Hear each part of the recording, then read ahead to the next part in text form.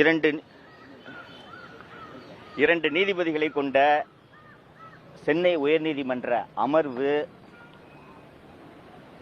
மிக கடுமையான கண்டனங்களை கூடுதல் டிஜிபி திரு அருண் அவர்கள் மீது பிறப்பித்தது.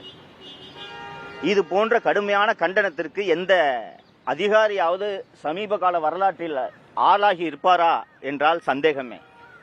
மிக கடுமையான கண்டனங்கள்.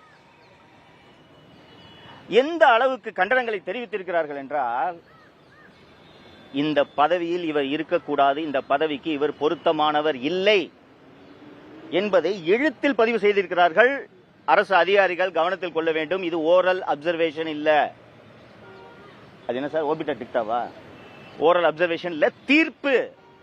தீர்ப்பு